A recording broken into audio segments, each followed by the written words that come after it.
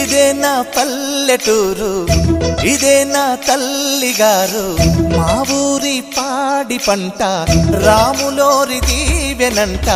తల్లి గోదావరి నీళ్ళు కడిగ సీతమ్మ పాదాలు, ఊరంతా హాయ్ హాయ్ హాయ్, మనసంతా హాయ్ హాయ్ హాయ్.